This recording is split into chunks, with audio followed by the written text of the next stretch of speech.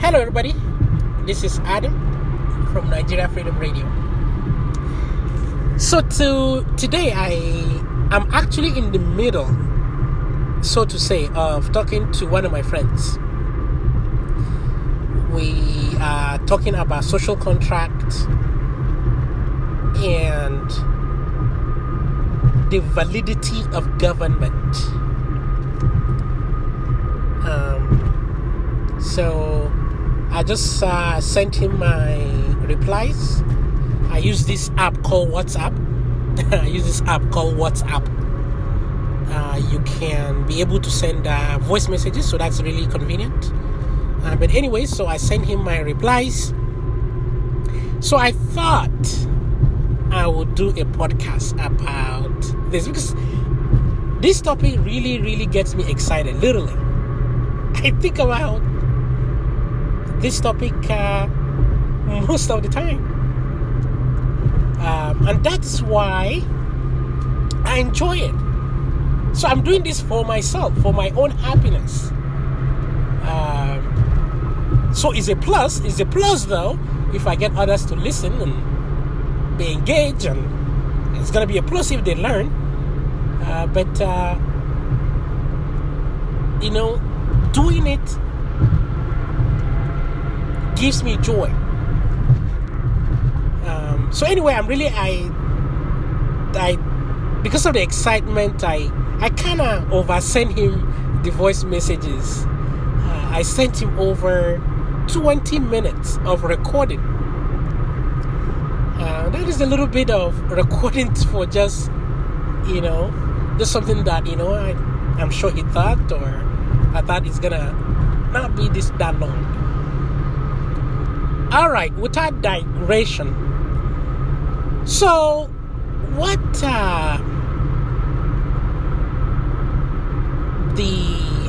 the issue is, or what we are talking about, is the validity of government, the social contract, and what have you. So, my friend says that if I live in a society, I have to pay taxes because that's what the society decides. Because if I don't pay, then it's unfair to others who paid for the roads, for the schools, all of this. And that is his argument for the validity of government.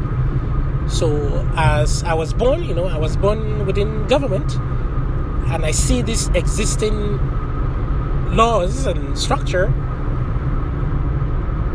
I am obligated to pay, because if I don't pay, it's going to be unfair to others.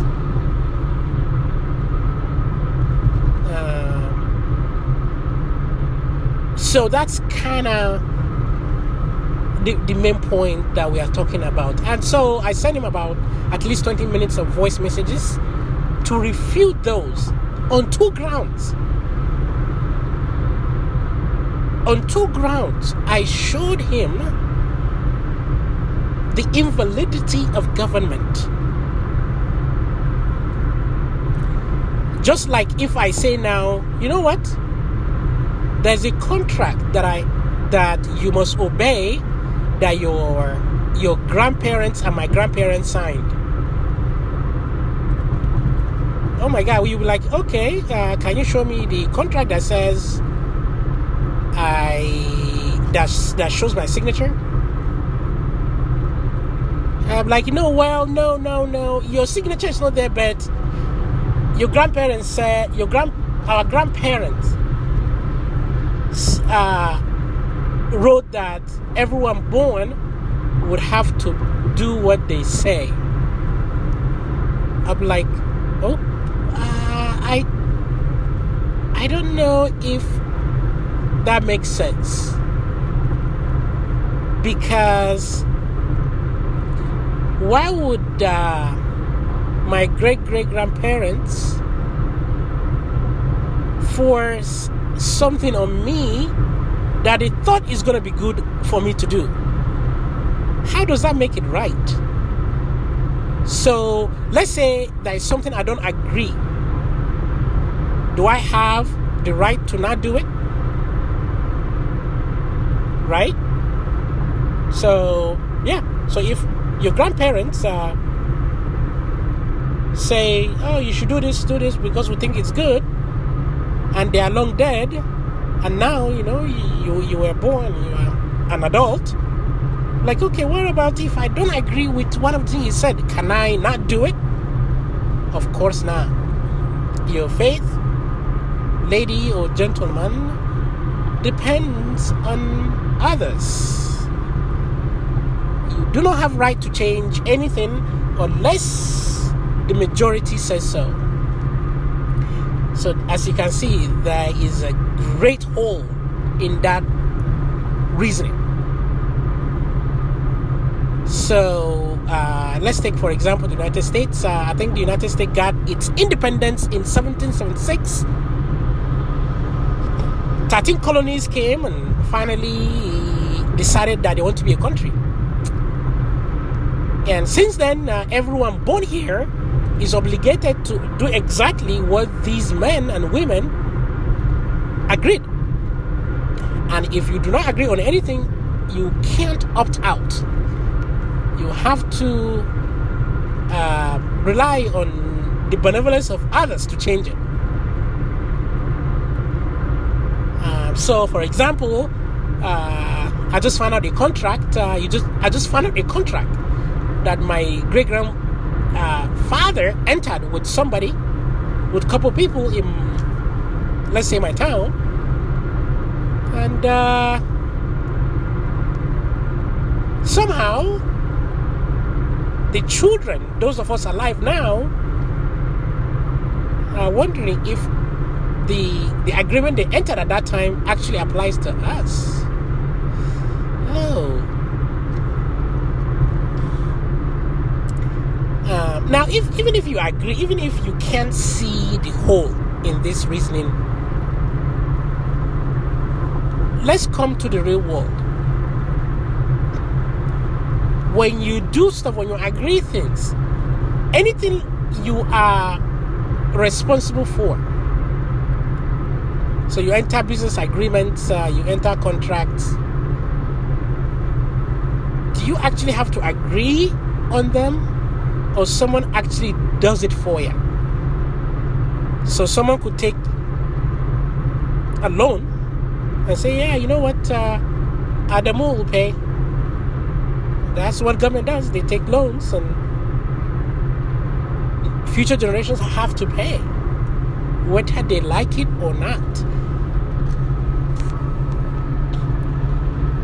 So that's not how it happens in the real world. In the real world, if I don't enter a contract, it doesn't apply to me. That's pure and simple. That is the majority of everything. That's how contracts actually works. That's why people try to get your signature. They will try to get your consent. That is how it works. That is consistent with human nature. Someone taking a loan on your behalf 100 years ago and passing it to you for what they did, you know that is wrong. So that's why government is wrong, because it is an agreement entered long time ago by people other than you and I, and still that contract is binding upon us. Anyone born or not born here is bound to follow. You know well that that's not how contracts exist. So that is one. So there's nothing like social contract. It doesn't exist, because you can't show me where I agreed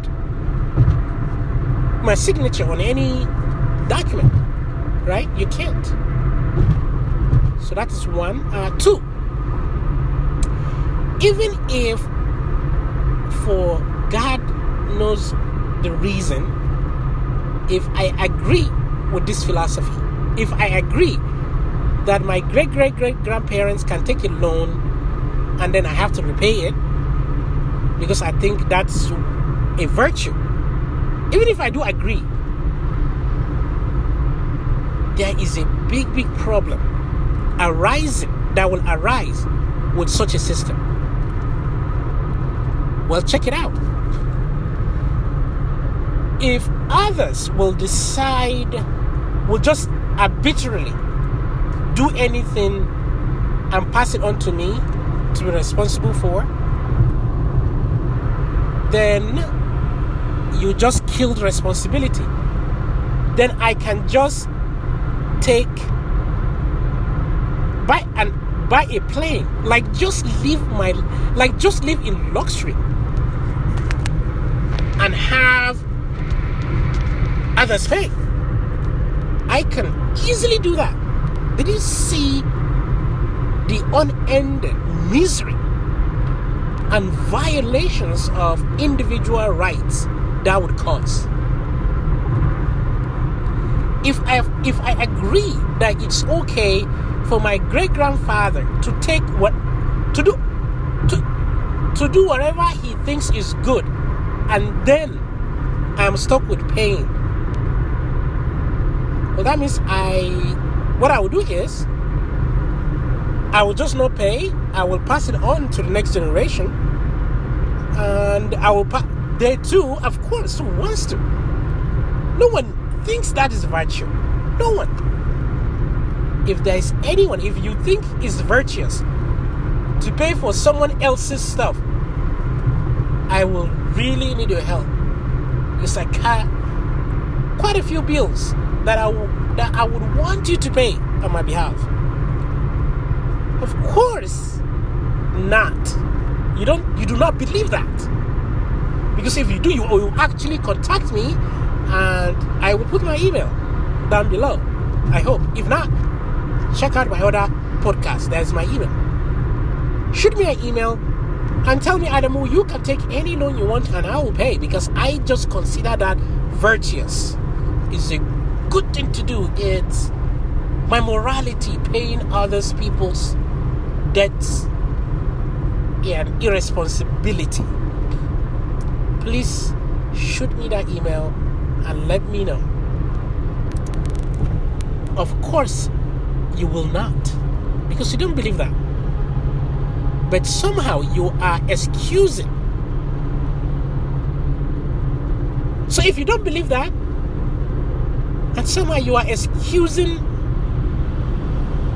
you are isolating, you are saying that the government can do that. I don't mean you, but like us, like people that believe in government. So somehow you are saying that, yes, the government can take loan and pass it on to the future. And guess what? That's what is happening. Most advanced countries have a debt burden that will take generations to pay. In the US alone, I think if the debt of the United States will be divided among citizens, each one will pay about $61,000 per individual.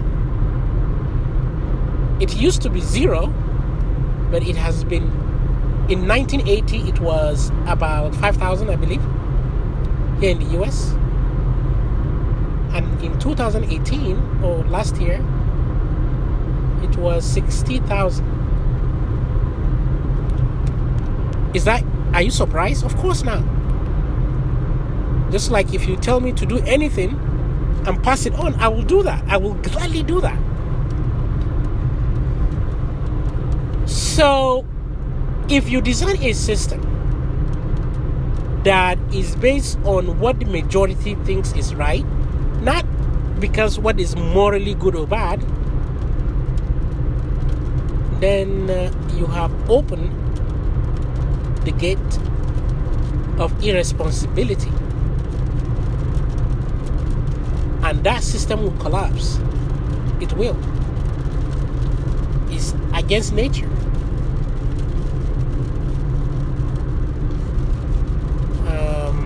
Just like if you release a stone from, maybe you are on a plane and you release a stone down, you throw a stone down, it's going to fall. The law of nature, the law of gravity is going to bring it down.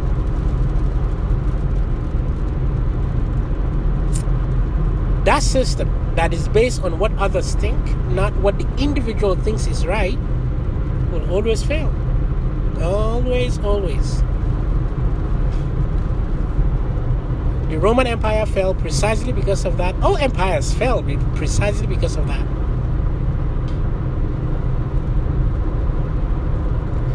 The Roman Empire had too much debt.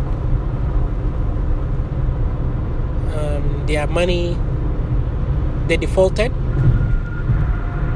and the value of their money collapsed.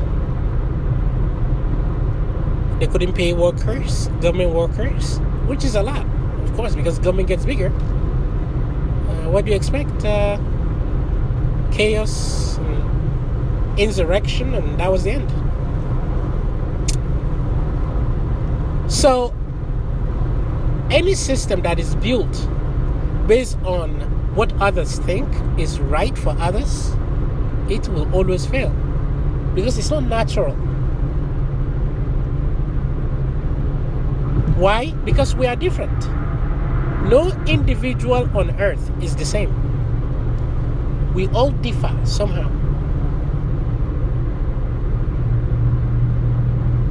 So if the system we have is to elect, is to choose, is to vote on what we think is right, and the majority wins, and those that don't want, they will have to comply. If not, they go to jail or they die. I mean, of course, that's why you have to do that. That's why you have to either kill them, kill people, or send them to jail. Because not everyone will be the same. Not everyone will agree. I don't know if I'm making sense. If no one will agree with everything, why would you institute a system that makes the will of others be on others? So even if you believe that, that will always fail. So, to wrap up, one, there's nothing as social contract. There's nothing binding me that I sign, that I agree with the taxation, all of this. Nothing. Two, even if I do agree, that system always fails, will always fail. Because it just violates on that basic nature that everybody is different. What do you think led to the killing of more than 250 million people last century? It's just one dictator saying, you know what, this is how I would like you to do. In the Soviet Union, they seized land from the farmers that are actually feeding the country to share it with those who aren't farmers, who aren't interested, and the whole system, the food system collapsed. Famine killed millions of people.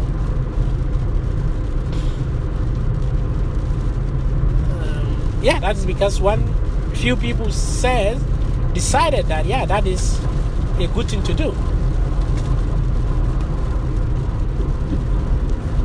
Anyways, as always, if you have anything to say about this podcast, please shoot me an email or comment. I really, really appreciate you listening, and I will talk to you next time.